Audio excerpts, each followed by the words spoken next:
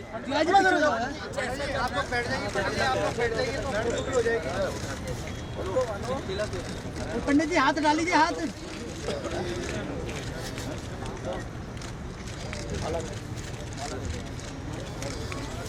सर्वमंगलमांगल्ये शिवे सर्वार्थसाधके शरण्ये त्र्यंबके गौरी नारायणी नमोस्तुते। ओम दीर्घाय स्तमोघने भगितारस्मे चतुराघनाम्यहं मातो त्वं दीर्घाय। भारत माता की जय, भारत माता की जय, भारत माता की जय। हो गया सर, मैं आ लेना सीधा।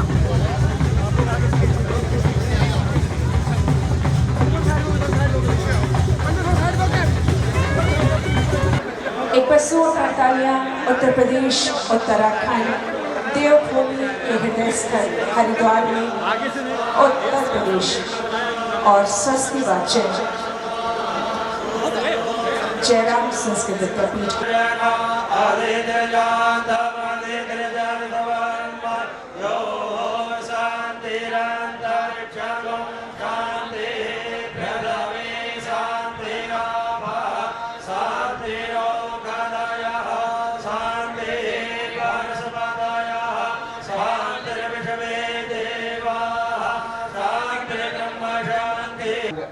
भूमि के अंदर उत्तर प्रदेश से पधारे हुए हमारे मुख्यमंत्री योगी आदित्यनाथ जी महाराज जो संतों के बीच में इस मंच पर उपस्थित हैं, संतों का सम्मान कर रहे हैं माला और चित्र भेंट करके।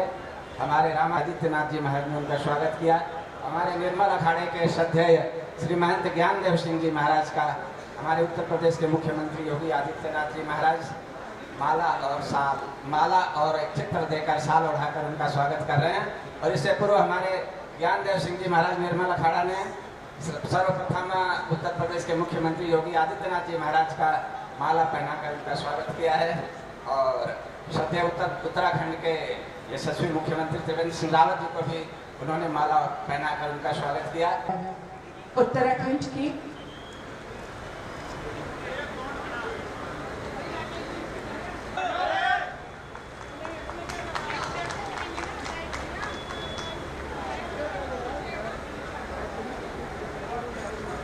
आज मैं भी योगी जी का इस हमारी धार्मिक नगरी में, इस पवित्र तीर्थ नगरी में उत्तराखंड की जनता की ओर से बहुत बहुत स्वागत और अभिनंदन करता हूं। और जिस तरह से उन्होंने उत्तर प्रदेश को एक बार पुनः, मुझे याद है जब कल्याण सिंह जी मुख्यमंत्री बने थे, उत्तर प्रदेश से गुंडा राज समाप्त हुआ था। आज मुझे लगता है कि आज फिर उत्तर प्रदेश गुंडा राज से मुक्त हो रहा है। तमाम गुंडे वहां से इधर उधर भाग रहे हैं, क्रिमिनल्स वहां से भाग रहे हैं। और उत्तर प्रदेश की पुलिस जिस तरह से गुंडों का सफाया कर रही है, मैं समझता हूं कि वहां की पुलिस भी बधाई की पात्र है। मैं वहां की पुलिस को भी बहुत बहुत बधाई देता हूं कि वो मुकाबला कर रहे हैं और मुकाबला करके जिनको जहां होना चाहिए वहां पर उनको पहुंचाने का काम कर रहे हैं। मैं एक बार फिर उनके लिए बहुत शुभकामनाएं करता हूं। और निश्चित रूप से जिस तरह से उत्तर प्रदेश की शासन व्यवस्था चल रही है, तमाम बाधाएं जो उत्तर प्रदेश के विकास को अवरुद्ध कर रही हैं, वो बाधाएं दूर होंगी और उत्तर प्रदेश एक बार फिर विकासशील प्रदेश बनेगा, विकसित प्रदेश बनेगा। ऐसी मेरी उनके लिए बहुत बहुत शुभकामनाएं हैं। 2004 में अलकनंदा का जो होटल जहां पर आज हम बैठे हैं, निर्णय हो चुका था कि ये उत्तराखंड का होगा, लेकिन कतिपय राजनीतिक कारणों से उसको पुनः धकेल दिया गया, कोर्ट में चले गए। और आज जब 1 साल से कम समय में जब हमारी सरकारें आई, निर्णय लेने वाली सरकारें आई, चाहे होटल अलकनंदा हो, यहाँ की नहरें हो, और 17 वर्षों से जो रोडवेज का MOU साइन नहीं हो पाया था, ऐसे महत्वपूर्ण निर्णय इस 1 साल में हुए हैं। और इसका सीधा सीधा मैं श्रद्धेय योगी आदित्यनाथ जी को देना चाहूँगा। उत्तर प्रदेश बड़ा भाई, हम छोटे भाई हैं, और इसलिए उन्होंने जिस तरह की सकारात्मक भूमिका निभाई। और सबसे बड़ी चीज कि निर्णय होना चाहिए, एक निर्णय लेने वाली सरकार आज उत्तर प्रदेश को मिली है। और मैं विश्वास करता हूं कि हमारे तमाम तरह की जो छोटी छोटी बातें होती हैं, जैसे परिवार में होती हैं छोटी छोटी बातें, भाई दो भाई मिल बैठ करके उसका समाधान कर सकते हैं, तो मुझे विश्वास है कि तमाम जो परिसंपत्तियां हैं उनके लिए हम मिल बैठ करके बहुत जल्दी निर्णय लेंगे। योगी जी उसके लिए बहुत तत्पर हैं और उनका भी ये कहना है कि एक विवाद बढ़ते हैं अगर समाधान समय पर नहीं होता है तो निश्चित रूप से उत्तर प्रदेश और उत्तराखंड के जो हमारी परिसंपत्तियां हैं उनका आज के बाद और तेजी से उनका निस्तारण होगा। और हम यहाँ पर दोनों राज्य कुछ अवस्थापनाएं उत्तर प्रदेश को विकसित करनी होंगी, कुछ अवस्थापनाएं हमको विकसित करनी होगी। तो जो अवरुद्ध अवस्थापनाएं हैं उनका सीधे सीधे बहुत जल्दी उनकी शुरुआत होगी और दोनों राज्यों की प्रगति में ये हमारी जो मिलना है एक सकारात्मक और तेजी लाएगा, ऐसी मैं आज इस अवसर पर उम्मीद करता हूँ। पहली बार नमामि गंगे परियोजना को लेकर के गंगोत्री से लेकर के गंगा सागर तक अविरल गंगा निर्मल गंगा के इस पवित्र उद्देश्य को आगे बढ़ाने का जो अभियान प्रारंभ किया है, यह केवल एक सरकार का अभियान न बने बल्कि हर नागरिक की उपस्थिति, उसकी सहभागिता, जन सहभागिता इस अभियान के साथ जुड़े। और मैं यहां पर उत्तराखंड की सरकार से आग्रह करूंगा कि 2019 के प्रारंभ में मकर संक्रांति से लेकर के शिवरात्रि तक प्रयागराज में कुंभ का आयोजन होगा।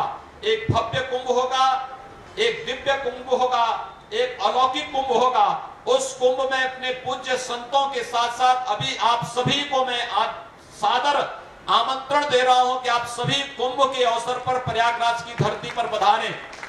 प्रयागराज की धरती पर पधारने के लिए हमें दो कार्य चाहिए। एक, गंगा जी में पर्याप्त मात्रा में जल की राशि होनी चाहिए और दूसरा, गंगा जी में कहीं भी कोई गंदा नाला नहीं गिरता हुआ दिखाई देना चाहिए। हम लोगों ने उत्तर प्रदेश के अंदर जितनी भी परियोजनाएं चल रही हैं उन सभी 30 परियोजनाओं के लिए एक समय सीमा तय कर दी गई है कि 15 दिसंबर के बाद गंगा जी में एक भी गंदा नाला, एक भी सीवरेज या फिर कोई भी औद्योगिक कचरा कहीं भी नहीं गिरता हुआ दिखाई देना चाहिए। वह कार्य हम लोगों ने 15 दिसंबर की तय कर दी है कि 15 दिसंबर से लेकर के आगे गंगा की निर्मलता में हर गांव उसमें सहयोग करेगा, हर कस्बा सहयोग करेगा, उत्तर प्रदेश का एक एक बच्चा उसमें सहयोग करेगा और नमामि गंगे की परियोजना को आदरणीय प्रधानमंत्री जी के उस सपने को पूरी तरह कुंभ के अवसर पर एक अविरल और निर्मल गंगा के रूप में हम लोग उत्तर प्रदेश के अंदर देखना चाहेंगे। उस दिशा में एक नया प्रयास किए जाने की आवश्यकता है। हमने उस कार्य योजना को उत्तर प्रदेश के अंदर लागू कर दिया है। गंगा जी के किनारे उत्तर प्रदेश के 27 जनपद हैं, 1556 गांव हैं। उन सभी 1556 गांवों को खुले में शौच से मुक्त करके हम लोगों ने ओडीएफ घोषित किया है। ओडीएफ के बाद हमारा दूसरा चरण का कार्य ओडीएफ प्लस का चल रहा है। अब गंगा जी के किनारे कहीं भी कोई मरे हुए जानवरों को, पशुओं को या फिर अंतिम संस्कार के समय अक्सर होता है कि लोग गंगा जी में या पवित्र नदियों में शव का संस्कार कर देते हैं। हम लोगों ने कहा कि यह क्रिया गंगा या पवित्र नदियों में न करके दाह संस्कार, अग्नि संस्कार का कार्यक्रम संपन्न किया जाना चाहिए। और अग्नि संस्कार के कार्यक्रम के लिए हम लोग हर जगह जगह जगह उस प्रकार के स्थल स्थापित कर रहे हैं जिससे किसी की भावनाएं आहत भी न हो और गंगा की अविरलता और गंगा की निर्मलता अनवरत रूप से बहती हुई, बढ़ती हुई दिखाई दे। क्योंकि गंगा हमारे लिए केवल एक नदी नहीं, आज तो यह सौभाग्य से एक राष्ट्रीय नदी का दर्जा प्राप्त की है। आदरणीय प्रधानमंत्री जी के प्रति हम आभारी हैं कि उन्होंने गंगा को राष्ट्रीय नदी घोषित करते हुए इसके संरक्षण, इसकी अविरलता और इसके निर्मलता के संकल्प के साथ हम सबको जोड़ा है। हम लोग जो भी आपसी विवाद पिछले 17-18 वर्षों से उत्तर प्रदेश और उत्तराखंड के बीच चले आ रहे हैं, काफी हद तक उन समस्याओं के समाधान का एक रास्ता निकाला जा चुका है और हमारा प्रयास होगा कि आगामी 2 माह के अंदर जो शेष समस्याएं बची हुई हैं उनका भी समाधान करते हुए ये उत्तर प्रदेश और उत्तराखंड से जुड़ी हुई सभी समस्याओं का आपस में बैठ करके सौहार्दपूर्ण तरीके से एक दूसरे की भावनाओं को समझते हुए इनका समाधान का रास्ता हम लोग निकालेंगे। आज जब हम लोग यहाँ पर हैं, ये अलकनंदा जो होटल है ये उत्तर प्रदेश पर्यटन विभाग के द्वारा संचालित होता था।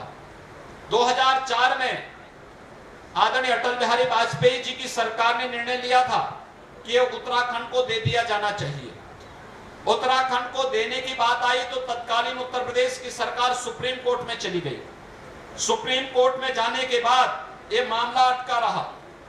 2004 से लेकर के 2017 तक ये मामला इसी प्रकार से अटका रहा और आज जब ये मामला सुप्रीम कोर्ट के संज्ञान में आया, सुप्रीम कोर्ट के द्वारा कुछ तीखी टिप्पणियां भी की गई, हम लोगों ने तत्काल संज्ञान लिया। यहाँ के माननीय मुख्यमंत्री जी ने इस मामले में आगे बढ़ करके पहल की और हम लोगों ने कहा कि अगर 2004 में तत्कालीन सरकार ने निर्णय लिया था कि अलकनंदा जो उत्तर प्रदेश पर्यटन आवास विभाग का आवास गृह है यह उत्तराखंड की सरकार को दिया जाना चाहिए, यह उत्तर प्रदेश सरकार इसके लिए सहर्ष अपनी स्वीकृति देती है और ये उत्तराखंड को दे दिया जाए। लेकिन साथ साथ एक पर्यटन आवास गृह उत्तर प्रदेश के लिए भी यहाँ पर स्थापित हो, इसके लिए उत्तराखंड की कैबिनेट ने जो प्रस्ताव पारित किया है, मैं इसके लिए उत्तराखंड के मुख्यमंत्री और यहाँ की पूरी कैबिनेट को हृदय से धन्यवाद देता हूं कि उन्होंने उत्तर प्रदेश की जनता की भावनाओं का ध्यान रखा है।